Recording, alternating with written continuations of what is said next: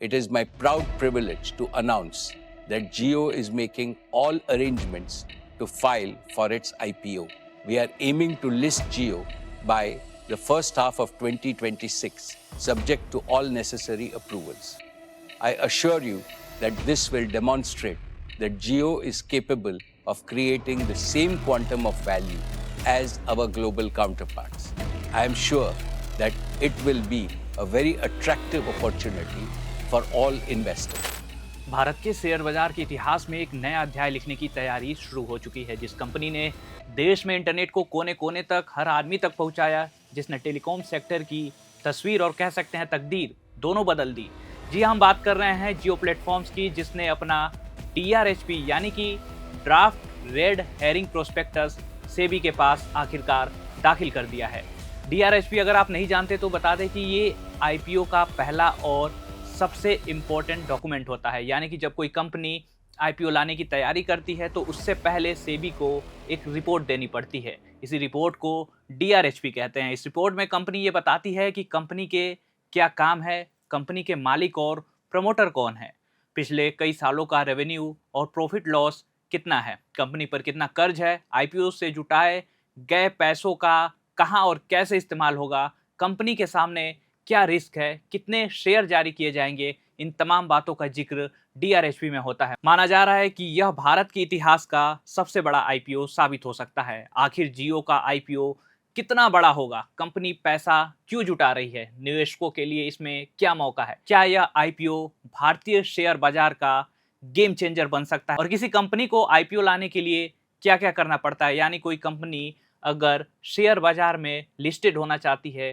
तो उसका क्या प्रोसेस होता है। आइए इन सारे सवालों के जवाब जानते हैं आज के इस वीडियो में। नमस्कार, आप देखना शुरू कर चुके हैं एयर नाउ, मैं हूं आपके साथ सौरभ शुभ।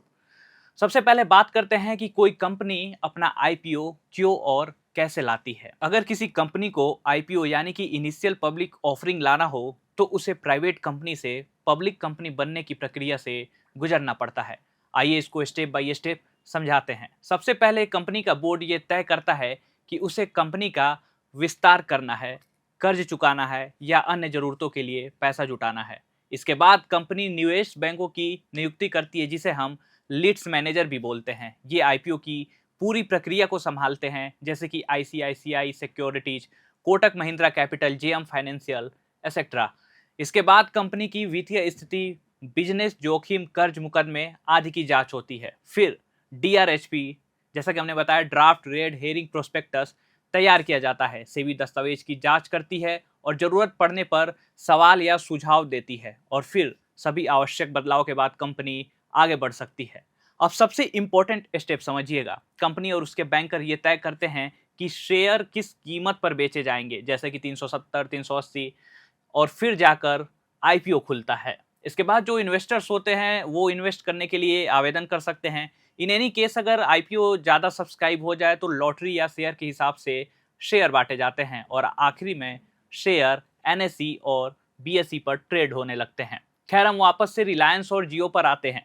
जैसा कि हमने आपको बताया कि रिलायंस इंडस्ट्रीज की डिजिटल और टेलीकॉम शाखा जियो प्लेटफॉर्म्स ने आधिकारिक तौर पर IPO की दिशा में पहला कदम बढ़ा दिया है। कंपनी ने सेबी के पास DRHP दाखिल कर दिया है। दस्तावेजों के मुताबिक IPO में करीब 27 करोड़ नए शेयर जारी किए जाएंगे। जी, खास बात यह है कि इस IPO में फिलहाल कोई ऑफर फॉर सेल नहीं रखा गया है। इसका मतलब ये है कि मौजूदा इन्वेस्टर अपने शेयर नहीं बेच रहे हैं, बल्कि कंपनी नए शेयर जारी कर बाजार से पूंजी जुटाएगी। ऑफर फॉर सेल का मतलब होता है कि कंपनी के पुराने शेयर होल्डर्स अपने शेयर जनता को बेचते हैं। OFS में कंपनी को पैसा नहीं मिलता, पैसा सीधे शेयर बेचने वाले निवेशक या प्रमोटर को मिलता है।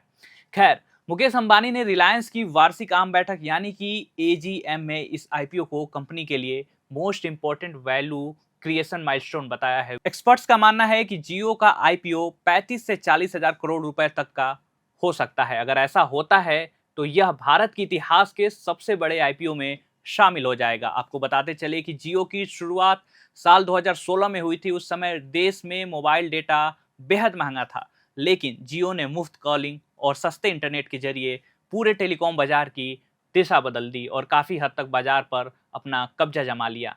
साथ ही आज जियो के पास 52 करोड़ से अधिक ग्राहक हैं। कंपनी सिर्फ टेलीकॉम तक सीमित नहीं है, बल्कि cloud service, digital platform, OTT, AI, fintech और एंटरप्राइज टेक्नोलॉजी जैसे क्षेत्रों में तेजी से विस्तार कर रही है। अब सवाल ये है कि ये जियो कंपनी IPO से मिलने वाले पैसे का इस्तेमाल कहाँ करेगी। कंपनी के दस्तावेजों के अनुसार IPO से जुटाई गई राशि का बड़ा हिस्सा रिलायंस जियो इन्फोकॉम के कर्ज को कम करने में इस्तेमाल किया जाएगा। इसके अलावा कुछ राशि कॉरपोरेट जरूरतों और भविष्य के विस्तार में खर्च की जाएगी। यानी जियो सिर्फ पैसा जुटाने नहीं बल्कि अपनी वित्तीय स्थिति को और मजबूत करने की तैयारी में है। जियो की सबसे बड़ी ताकत उसका मजबूत निवेशक आधार भी है। रिलायंस इंडस्ट्रीज के अलावा दुनिया की कई बड़ी कंपनियां जियो में निवेश कर चुकी है, जैसे कि Meta, Google, silver lake, KKR, मुबादला और अबू धाबी इन्वेस्टमेंट। इन इन्वेस्टर्स की मौजूदगी जियो के बिजनेस मॉडल पर वैश्विक भरोसे को दर्शाती है। हालांकि अभी IPO का प्राइस बैंड घोषित नहीं किया गया है, लेकिन बाजार एक्सपर्ट्स के अनुमान से अगर बताएं तो जियो की वैल्यूएशन 10 से 13 लाख करोड़ रुपए के बीच हो सकती है। अगर ऐसा होता है तो जियो भारत की सबसे मूल्यवान टेक कंपनियों में शामिल हो जाएगी। अब बात अगर इन्वेस्टर्स की करें तो एक्सपर्ट्स का ये भी कहना है कि जियो सिर्फ एक टेलीकॉम कंपनी नहीं बल्कि एक डिजिटल इकोसिस्टम है। AI, क्लाउड, डिजिटल पेमेंट, मनोरंजन और कनेक्टिविटी जैसे क्षेत्रों में कंपनी की मौजूदगी इसे लंबे समय के निवेश के लिहाज से महत्वपूर्ण बनाती है। हालांकि हम अपने दर्शकों को बता दें कि किसी भी IPO में निवेश करने से पहले कंपनी के वित्तीय प्रदर्शन, रिस्क और वैल्यूएशन को समझना जरूरी होता है, क्योंकि किसी भी IPO की सफलता केवल कंपनी के नाम पर निर्भर नहीं रहती। इन्वेस्टर्स कंपनी की कमाई, भविष्य की ग्रोथ, वैल्यूएशन और बाजार की परिस्थितियों को भी देखते हैं। इसलिए जियो IPO पर देश भर के निवेशकों, बाजार विशेषज्ञों और उद्योग जगत की नजरें टिकी हुई है। अगर यह IPO सफल रहता है तो यह भारत के सबसे चर्चित और बड़े सार्वजनिक निर्गमों में से एक बन सकता है। तो कुल मिलाकर जियो का IPO सिर्फ एक कंपनी की लिस्टिंग नहीं बल्कि भारत की डिजिटल अर्थव्यवस्था की अगली बड़ी कहानी हो सकता है। आने वाले समय में एक इतिहास बन सकता है। अब सभी की नजरें सेबी की मंजूरी, प्राइस बैंड और IPO की तारीख पर टिकी है। क्या जियो शेयर बाजार में भी वही धमाका करेगा जो उसने टेलीकॉम सेक्टर में किया था? इस सवाल का जवाब आने वाले महीनों में मिल जाएगा। और आप क्या सोचते हैं इस IPO को लेकर? हमें कमेंट बॉक्स में जानकारी जरूर दीजिएगा।